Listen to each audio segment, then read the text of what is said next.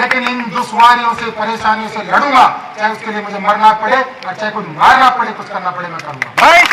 अब बताओ अपने को चुनाव क्या करना है? भाई सतीश यादव आगे बढ़ो, बोलते हैं तो करते हैं। सारे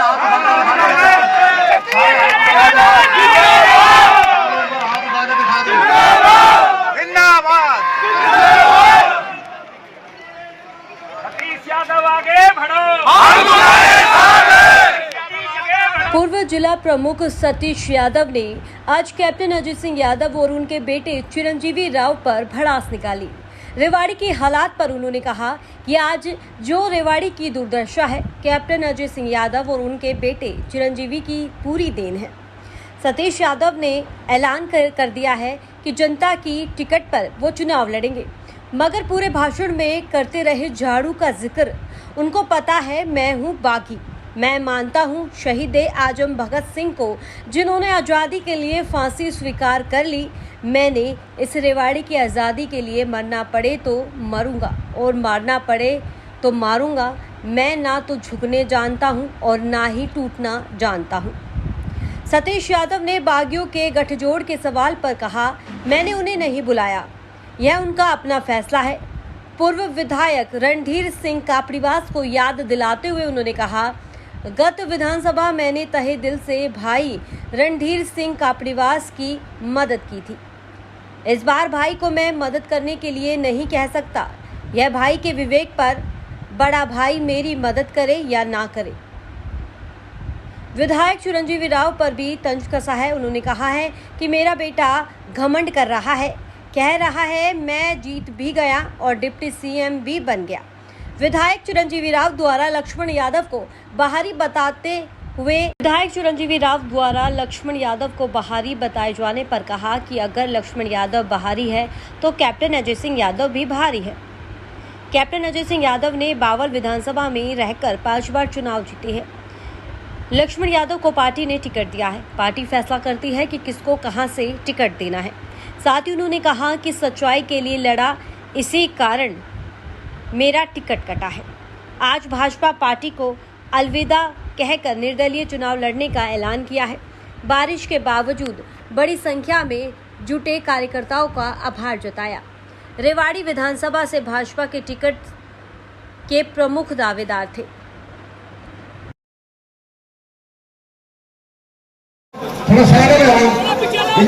पीछे सीढ़ी पे चढ़ जाओ।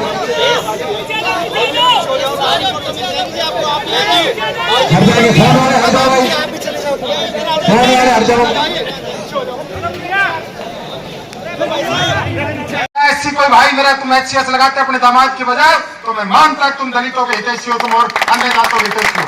32 नौकरियां, एक नहीं है, 32 उसकी लिस्ट है हमारे पास। और मैं अपने मुखारबिन से नहीं कह रहा हूं, इनके जो करता धरता है उन्होंने कहा, मैंने कहा कप्तान साहब मैं आपके 200 क्लर्क लगा दूंगा, एक आप जिद मत करो इसकी एचसीएस की। बोले 200 बच्चे जाए एक तरफ, मुझे तो दामाद एचसीएस चाहिए, और वो दामाद एचसीएस लगे आपके सामने। तो ये बोलेंगे ये आपके हितैषी है। सतीश यादव छाती ठोक के एक बात कह रहा है आपके बीच में, छाती ठोक के, मेरा खुद का भाई एनआईएस पीएचडी 2014 में इसने कोई 9 या 10 में कोई फार्म भरा।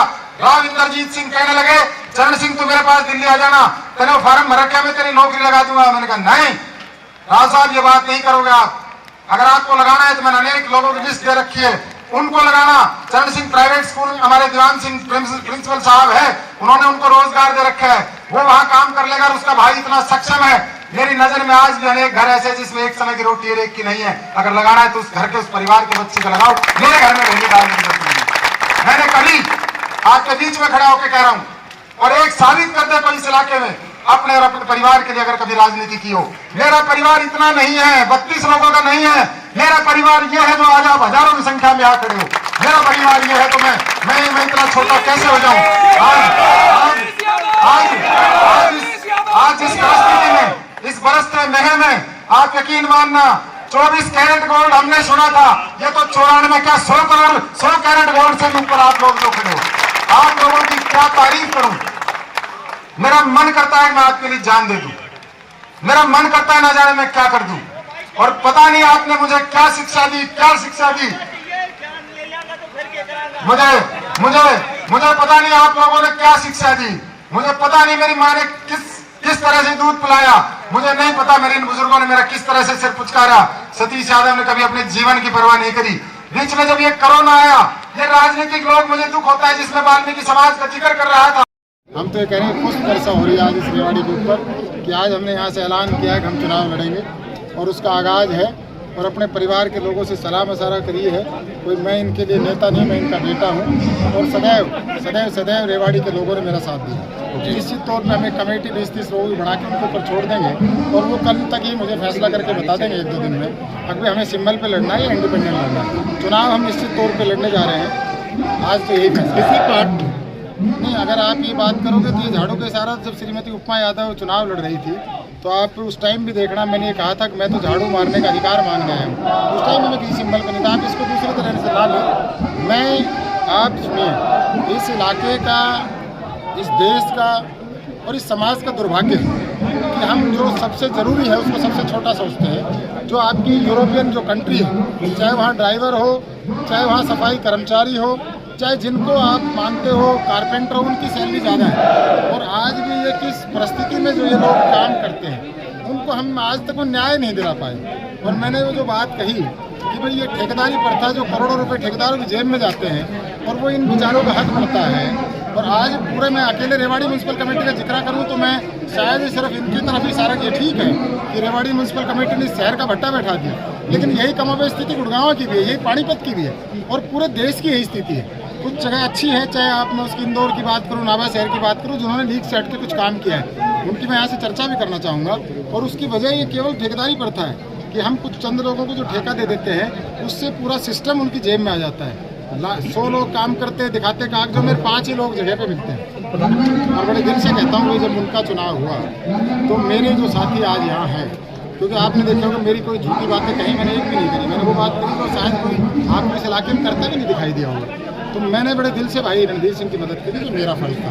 लेकिन आप कोई काम के बदले में कुछ चीज़ चाहो ना, मेरी कोई ऐसी इच्छा है, उनका विवेक है, उनका अपना फैसला है, वो जो भी करेंगे वो मुझे स्वीकार। टिकट कटने की वजह क्या मानते? क्योंकि उम्मीद थी शायद आपको बार आपको मिलेगी, क्या वजह रही? मैं कोई ज़्यादा टिकट, मैं सच बोलता हूँ, मैं म्यूनसिपल कमेटी की लगातार आवाज़ उठाता हूँ और मैं जब भी कहीं बेकायदी होती है तो मैं अपने आप से भी लड़ जाता हूँ। मैंने अभी थोड़ी देर पहले कहा कि चाहे मुझे अपने गुरु से, चाहे अपने पिता से और चाहे अपने भगवान से भी लड़ना पड़े, अगर आप लोगों की सच्चाई के लिए मुझे कहीं लड़ना पड़े तो इसको लोग कम पसंद करते हैं, पार्टियाँ कम पसंद करती है, सच्ची बातों को लोग कम मानते हैं।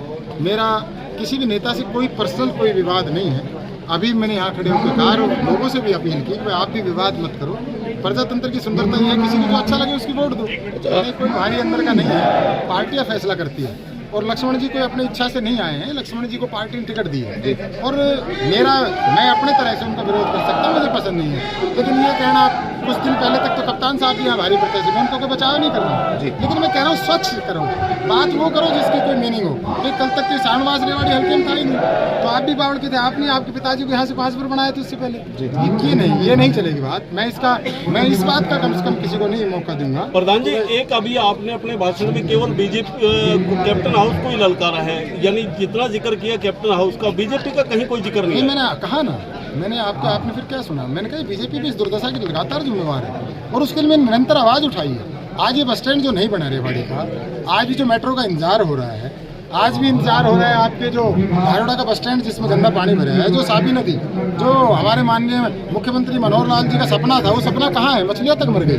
वो सब चीजें उनके लिए जिम्मेवार हैं। कोई भाजपा के कुछ शीर्ष नेतृत्व ने आपसे कोई संपर्क नहीं, मेरे से कोई, मैं देखो उनको एक बात का पता है, मैं बागी हूँ जी, मैं एक ऐसा व्यक्ति हूँ, मैंने थोड़ी देर पहले शायद आपने नहीं सुना, मैं मानता हूँ अपने शहीद आजम भगत सिंह को कि उन्होंने फांसी स्वीकार कर ली थी देश की आज़ादी के लिए। तो मैं इस रेवाड़ी की आज़ादी के लिए चाहे मुझे मरना पड़ा तो मरूंगा, मुझे स्वीकार है वो सारी चीज़ें। मैं ना झुकना जानता ना टूटना जानता। मेरी मंजिल कैप्टन की बात, रात में मुलाकात की बात करिए, आखिर रात को मिलते कुछ इस तरह के आप भाषण में? मैंने ये नहीं कहा, मैंने कहा मेयर कैप्टन अजय सिंह रात को मिलते हैं, मैंने अपने ऊपर कहा है। मैं ये कैसे कह सकता हूँ कि वो दोनों मिलते हैं? मैं उसका कोई गवाह नहीं हूँ, लेकिन ये सारे नेता मिलते हैं। इसलिए जनता को इनके लिए लड़ाई करने की जरूरत नहीं है। जिसका जो फैसला हो वो करे, वोट किसी को भी दे।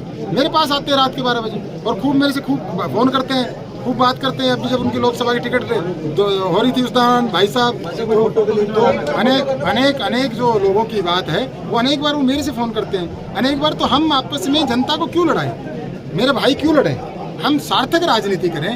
और सतीश यादव यकीन मानना सार्थक पहल करेगा इस इलाके में, एक बार मौका लग जाए। नॉमिनेशन हो रहा था तो कब 11 तारीख को अकेला भर के आऊँगा, मैंने कह दिया। कोई भीड़ जुलूस कभी नहीं करूँगा इकट्ठा, किसी बाजार में भीड़ लेकर नहीं जाऊँगा, अकेला जाऊँगा। नहीं चुनाव यार ये नहीं, मैं कैसे बताऊँ जब मेरे ऊपर है ही नहीं, मेरे ऊपर नहीं है। मैंने अपने लोगों से राय मशवरा करूँगा। आज तो पहले ये फैसला हुआ कि चुनाव लड़ेंगे, अगला फैसला अगली बात करेंगे। ठीक है सर, ठीक है, ठीक, ओके सर।